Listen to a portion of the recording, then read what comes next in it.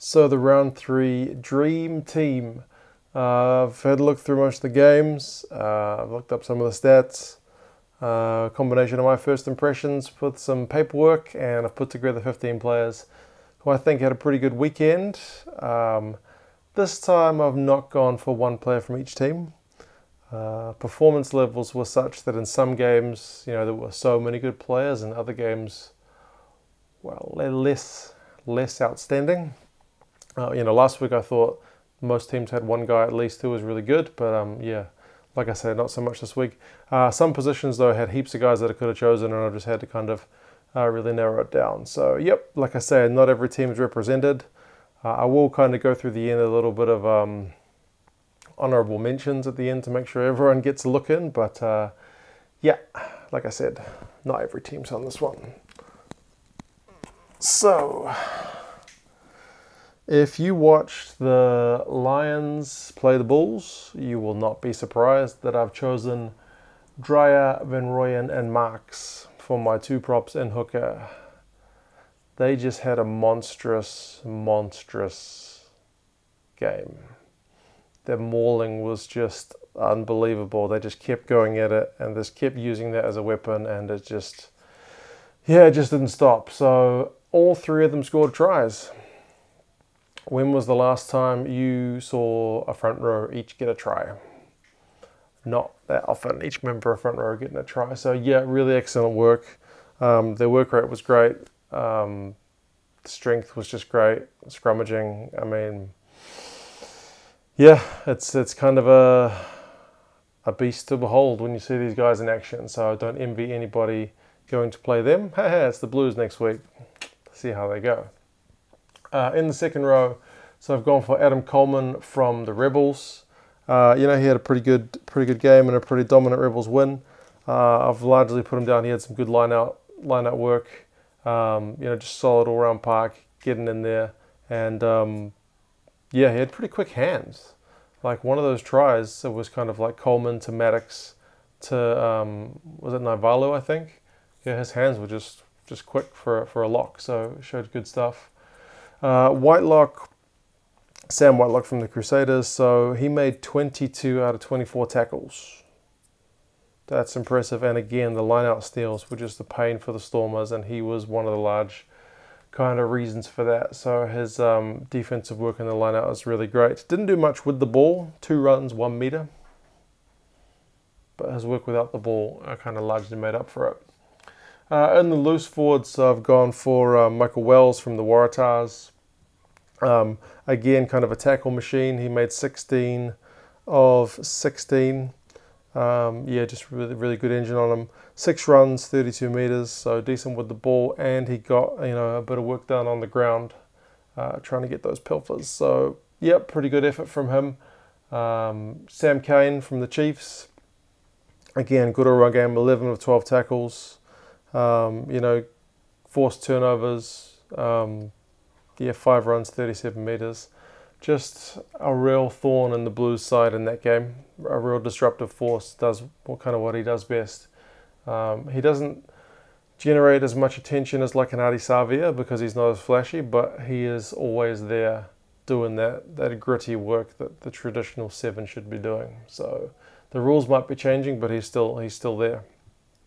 Tyler Paul from the Sharks, he probably was at fault partially not getting off the scrum fast enough for the first Waratahs try, but I mean other than that, 15 of 16 tackles, 7 runs for 20 odd metres, just had a real solid all round game. So yeah, I've tried to pick a few guys who weren't as perhaps flashy, but guys who really just get that work done that we as the fans don't always notice, but the coaches will be kind of the first guys to see how quickly are they getting up off the ground, how many tackles are they making, how much kind of cleaning out are they doing. These guys are really all good for that. I might have gone for Billy Harmon, except his yellow card kind of put a dampener on his performance. Scrum half, I've gone with Brad Weber from the Chiefs. He scored a great try from a pretty poor pass, but he was the opportunist guy there. Johnny on the spot, got it done. 7 runs, 84 metres. A lot of those metres would have been from the try. 9 out of 12 tackles, which for a halfback or scrum half is pretty good. Sometimes they tend to get run over by some of the big boys, but yeah, he's a pretty gritty little guy. So yeah, good work from Brad. In 10 jersey, I've gone with Elton Yankees, so just ran the show. Like, sometimes that guy just seems he's in control, and against the Bulls, it was one of those nights or days, afternoons, if it was local time. So yeah, he ran the show. He took the ball to the line sometimes. Kicked 6 from 6 from the tee, and kicking from hand, he just had it on a string. It was his kicking that was setting up these guys for their tries from the rolling mauls. So penalty, Elton will put it 5 meters out or close to it, and then maul try. So yeah, just class from Elton Yankees in that game. In the midfield, I've chosen the Sharks duo of Esterhuizen and Arm. So Esterhuizen, 10 runs, 68 meters, 1 line break, but 6 tackle busts. So he was just doing what Andre Esterhuizen does. He's a large guy, and he was throwing that weight around. It's just how he should be used, that kind of battering ram style player. Arm, on the other hand, so he got 2 tries, which were pretty sweet. One of them especially, very good line, showed a bit of toe. 8 runs, 86 meters, 4 from 4 tackles. Made a couple of mistakes, but overall, I think pretty good performance from Lakanyu Arm. In the outside backs, this is one area. There were so many guys that just did really good work. So I've gone with Alemano for the Chiefs. He made the Blues look pretty silly. 12 runs, 131 run meters. Tells you a lot. 5 tackle busts and a line break. So yeah, really good all-round effort. Tackling maybe wasn't as good as he would have liked, but still, yeah, just tore the Blues to shreds in patches of that game. Jack Maddox, he was always going to be on here, having got a hat-trick of tries. I mean, the second one, sometimes I watch the TV and go, I could have scored that. Maybe I could have scored that one, catch and run. But yeah, the third one, he definitely showed a bit of gas. And the first one, he kind of set up himself with that pass from Coleman and back through Navarro. At least I think that was the one. There was one where he threw a really good pass as well to set up a try. I think that might have been Murphy's try. So it'd be good to see if we can get him in the 10 jersey as well, because he looks like he could be that ball-running 10 who has the defenders in 2 minds as to whether he's going to kick pass or actually take the line on. Yeah, and George Bridge, so again, sucker for tries, 2 tries, 1 try assist, 52 run meters, 2 tackle busts. In a night where the Crusaders were kind of dominating, yeah, he was definitely up to that performance, and he was a big part of that show. So, yep, not all that many teams represented. So 4 Lions, 3 Sharks, 3 Chiefs, 2 Crusaders, 2 Rebels, and a Waratah. So 7 Africans, 5 New Zealanders, and 3 Australians.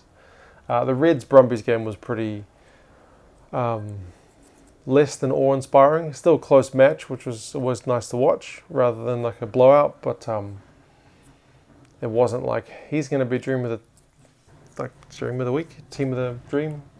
You know what I mean? There wasn't all that much awe-inspiring stuff. As a bin, must be rubbish collection night. It goes past my house. So a few honourable mentions. Pulu for the Blues. Losing team's performance. He still ran the show pretty well. I think he's picked up an injury. He's not going on the tour to South Africa. So the captain won't be there. Akira Ioane looked good with ball in hand. Probably needs to up his work rate a bit without the ball. Thomas Lozana from the Jaguares has always got a good work rate, so he was a good performer in their loss to the Hurricanes. JP Smith for the Reds. Like, if there was one thing exciting about that game, apart from John O'Lance's butt getting exposed, it was JP Smith in the scrum. Just monstering the Brumbies in the scrum, and their celebrations were something to behold.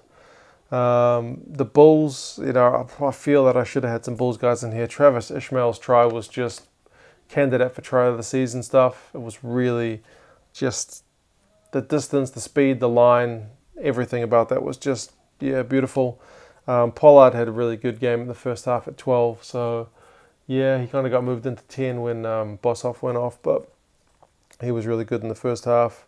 JD Schickerling for the Stormers, another guy, another injury for the Stormers, but he scored a try, good runs, good tackles, good in the line out, so he could have easily been on here as well.